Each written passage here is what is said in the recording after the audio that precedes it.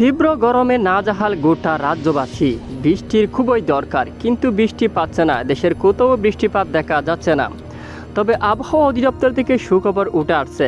আগামী বৃহস্পতিবার মূলত মে মাসের প্রথম সপ্তাহে দেশের পূর্বাঞ্চলের দিকে ধেয়ে আসছে প্রবল বেগে কালবৈশাখী সহ প্রচণ্ড আকারের ঝড় বৃষ্টি।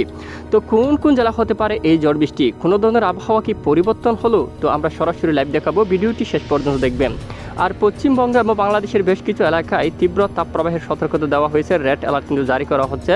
তো প্রচণ্ড গরম আমরা দেখতে পাচ্ছি। তো এই মুহূর্তে কোন কোন জেলার আবহাওয়া কেমন রয়েছে, তো আপনার গ্রামের আবহাওয়া কেমন অবশ্যই কমেন্টসে জানিয়ে দেবেন। তো আবহাওয়ার মডেল থেকেও কিন্তু সুখবর কিন্তু উঠে আসছে। মূলত মে মাসের শুরুর দিকে দেশের উত্তর পূর্বাঞ্চল দিয়ে শুরু হতে পারে কালবৈশাখী ঝড় বৃষ্টি। পরবর্তীতে ধীরে ধীরে এখানে দক্ষিণ দিকে অগ্রসর হয়ে বাংলার পূর্ব দিকে বেশ কিছু এলাকায় তুমুল বেগে কালবৈশাখীর সতর্কতা রয়েছে। তো কোন কোন জেলায় এই ঝড় বৃষ্টিপাতের সম্ভাবনা তা সরাসরি এই মুহূর্তে দেখাবো, তো সঙ্গে থাকুন।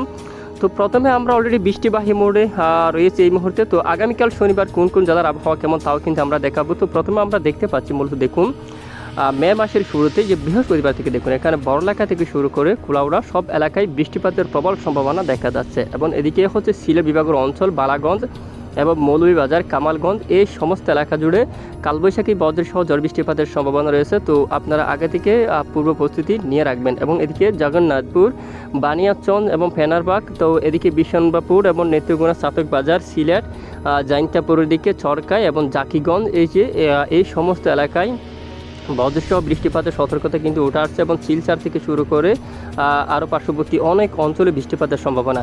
এবং পরবর্তীতে আরও বিস্তার লাভ করতে পারে ত্রিপুরার সমস্ত অঞ্চলে। ত্রিপুরা অঞ্চল দেখুন আমরাপুরের দিকে, উদয়পুরের দিকে বৃষ্টিপাতের প্রবল সম্ভাবনা কিন্তু রয়েছে।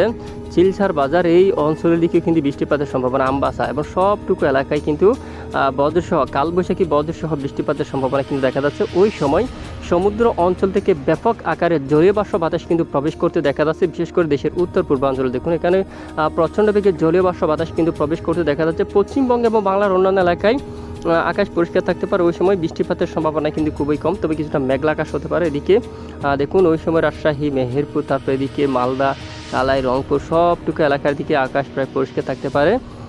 এরপর আমরা দেখি, এরপর দেখুন চট্টগ্রাম বিভাগের উপর কালবৈশাখী মেঘ কিন্তু আসতে পারে। চট্টগ্রাম বিভাগের উপর কালবৈশাখী মেঘ তৈরি হতে পারে। পাশাপাশি ঢাকা বিভাগের উপরও কালবৈশাখী মেঘ কিন্তু তৈরি হতে পারে। বরিশাল, এদিকে পূর্ব দিকে অঞ্চলে এবং চট্টগ্রাম বিভাগের উপর অ্যাটাক করতে পারে কালবৈশাখী বজ্রসহ ভারী মেঘ। এবং এখানে অনেক অঞ্চলে দেখুন রাঙ্গামাটির দিকে এখানে ভারী বৃষ্টিপাতের সম্ভাবনা থাকবে। বজ্রসহ লংগদুর দিকে বৃষ্টিপাতের প্রবল সম্ভাবনা, মানিকচুরি এই এলাকার দিকে এবং খাগড়াছড়ির দিকে বৃষ্টিপাতের সম্ভাবনা রয়েছে। তারপর দিঘিনালা এই অঞ্চলের দিকে বৃষ্টিপাতের প্রবল সম্ভাবনা কিন্তু রয়েছে। দেখুন আপনারা সাজেক এই এলাকার দিকে কিন্তু বৃষ্টিপাতের সম্ভাবনা। চট্টগ্রাম বিভাগের যে এই সমস্ত অঞ্চলে বৃষ্টিপাতের সম্ভাবনা, ফেনী, মিরসরাই, এদিকে ছাগলনাইয়ার দিকে, লাকসাম, আর এদিকে সন্দ্বীপ, হাতিয়া এই অঞ্চলের দিকে এবং শেষ পর্যন্ত চট্টগ্রাম বিভাগের যে দক্ষিণের এই অঞ্চলের দিকে বৃষ্টিপাতের সতর্কতা উঠে আসছে। এখানে চট্টগ্রাম রয়েছে এবং যে পটিয়া এই অঞ্চলে আনোয়ারা, এখানে বৃষ্টিপাতের সম্ভাবনা। বাঁশখালীর দিকে এবং এখানে দেখুন আপনারা সাতখানিয়া থেকে শুরু করে এবং এখানে দেখুন শেষ পর্যন্ত কুতুবদিয়া, কক্সবাজার, চকরিয়া এই এলাকার দিকে বৃষ্টিপাতের সম্ভাবনা রয়েছে। এবং মূলত 2 থেকে 3 তারিখের মধ্যে দেখুন উপকূলীয় এখানে চট্টগ্রাম বিভাগের বিভিন্ন অঞ্চল জুড়ে কালবৈশাখী বজ্রসহ বৃষ্টিপাতের সম্ভাবনা দেখা যাচ্ছে। দেখুন এখানে মূলত মে মাসের প্রথম সপ্তাহে বজ্রসহ মেঘ তৈরি হতে পারে, বিশেষ করে দেশের দক্ষিণ পূর্ব উপকূলীয় অঞ্চল জুড়ে। তো এরপরে দেখুন 5 তারিখ নাগাদও এখানে অনেক অঞ্চলে কালবৈশাখী বজ্রসহ বৃষ্টিপাতের কিন্তু প্রবল সতর্কতা কিন্তু রয়েছে। তো আমরা নজর রাখছি, আমরা অবশ্যই জানাবো আপনাদেরকে, সঙ্গে থাকবেন। এবার চলে যাবো আগামীকাল কোন কোন জেলার আবহাওয়া কেমন থাকবে। তো প্রথমে বৃষ্টিবাহী মোড আমরা দেখতে পাচ্ছি, আমরা একটু দেখাই বৃষ্টির সম্ভাবনা রয়েছে কিনা। দেখতে পাচ্ছি বৃষ্টির তেমন সম্ভাবনা নেই, হলেও বিক্ষিপ্ত 2-1 অঞ্চলে বিক্ষিপ্ত হলেও হতে পারে, সম্ভাবনা কিন্তু খুবই কম। দেখুন ক্ষুদ্র ক্ষুদ্র কিছুটা বৃষ্টির মেঘ তৈরি হওয়ার আভাস কিন্তু উঠে আসছে, তবে সেটি সমস্ত অঞ্চল জুড়ে কিন্তু বৃষ্টিপাত ঘটার সম্ভাবনা কিন্তু নেই। আগামীকাল দেখুন শনিবার 27 এপ্রিল এই যে দুপুর পর থেকে 2-1টি অঞ্চলে বিক্ষিপ্ত, বলতে যে 2-1 অঞ্চলে দেখুন ঢাকা অথবা এখানে উত্তরে সিলেট বিভাগের কিছু কিছু এলাকায় ক্ষুদ্র আকার নিয়ে কিছুটা বিক্ষিপ্ত বজ্রসহ বৃষ্টিপাতের সম্ভাবনা থাকছে। অন্যান্য এলাকায় বৃষ্টিপাতের সতর্কতা কিন্তু এখনও পর্যন্ত উঠে আসছে না। তো মেঘলা মোড় থেকে আমরা দেখব মেঘলা কোন কোন অঞ্চল থাকতে পারে। এরপরে আমরা তীব্র তাপপ্রবাহ কোন কোন এলাকায় রয়েছে তা দেখাবো। আগামীকালে বেশ কিছু এলাকার জন্য তীব্র তাপপ্রবাহের সতর্কতা কিন্তু উঠে আসছে।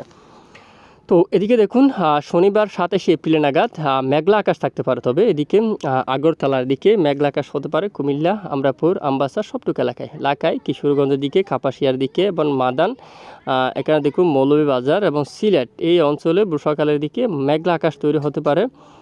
দেখুন লাখাই থেকে শুরু করে আগরতলা, আমবাসা এখানে আংশিক মেঘলা আকাশ নিয়ে পরিষ্কার। চট্টগ্রাম বিভাগের উপরও আংশিক মেঘের আনাগড় থাকতে পারে। এরপরে আকাশ পরিষ্কার এবং বেলা বাড়ার সাথে সাথে আকাশ পরিষ্কার হয়ে যাচ্ছে। বৃষ্টিপাতের কোনো সতর্কবার্তা কিন্তু ওটা আসেনি। এবং রবিবার 28 এপ্রিল নাগাদও সিলেট বিভাগের উত্তরে কালবৈশাখী ঝড় বৃষ্টিপাতের সম্ভাবনা। সিলেট বিভাগের অর্ধেকে যে একদম উত্তরের জেলাগুলোর ওপর জয়ন্তাপুর দিকে, ছাতকবাজার দিকে, চরকায়, তারপর সিলেট, এখানে জাকিগঞ্জ, এখানে প্রতিদিন অলরেডি বৃষ্টিপাত দেখা যায়।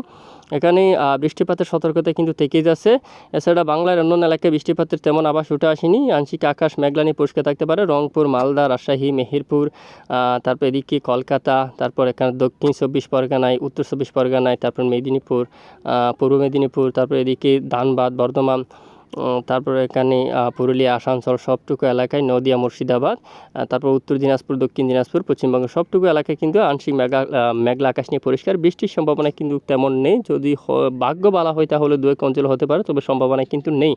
আর এখানে দেখুন, এখানে জলীয় বাষ্প বাতাস প্রবেশ করতে পারে, কিছুটা আংশিক মেঘলা আকাশ হতে পারে। বৃষ্টিপাতের তেমন সতর্কতা ওটা আসেনি। তীব্র তাপপ্রবাহের সতর্কতা এই মুহূর্তে আমরা দেখতে পাচ্ছি চরমভাবে সতর্কবার্তা কিন্তু রয়েছে বেশ কিছু এলাকা জুড়ে।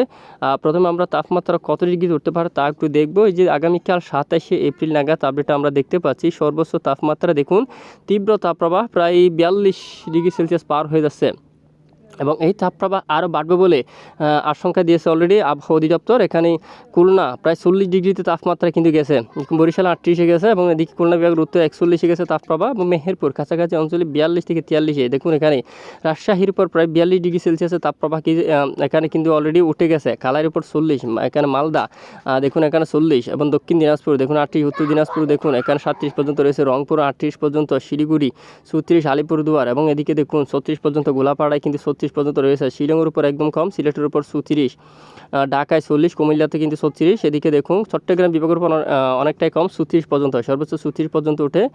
আর এদিকে দেখুন মহেশখালী, টেকনাফ এখানেও 32-33 ডিগ্রি সেলসিয়াস সর্বোচ্চ তাপমাত্রা থাকবে। এবং পশ্চিমবঙ্গের একাধিক জেলায় দেখুন, কলকাতায় প্রায় 42 এবং খড়গপুরে দেখুন এখানে মেদিনীপুর এখানে প্রায় 44 ডিগ্রি সেলসিয়াস তাপপ্রবাহ কিন্তু দেখা যাচ্ছে।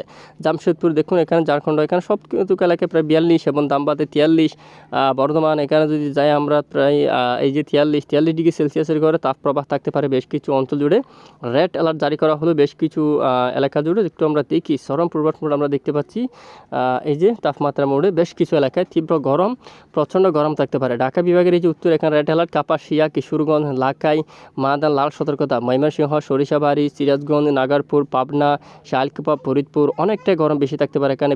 এই যে মেহেরপুর রোদের তেজ, এই যে রোদের কিরণ অনেকটা বেশি থাকবে। রাজশাহী, সিংড়া এই যে সবটুকু এলাকায়। এদিকে হলুদ সতর্কতা চট্টগ্রাম বিভাগের দিকে দেখুন এখানে কিন্তু হলুদ সতর্কতা অবস্থায় কিন্তু রয়েছে দেখুন আপনারা। আর জড়ো বাতাস যদি আমরা দেখি, জড়ো বাতাস তেমন নেই, তবে আগামী 30 তারিখ থেকে দক্ষিণের উপকূলীয় অঞ্চলে বাড়তে পারে জড়ো বাতাস, দমকা জড়ো বাতাস বয়ে যাওয়ার প্রবল সম্ভাবনা রয়েছে দেখুন আপনারা।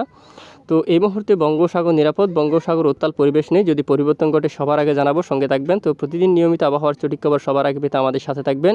আর এতক্ষণ আমাদের সাথে থাকার জন্য ধন্যবাদ।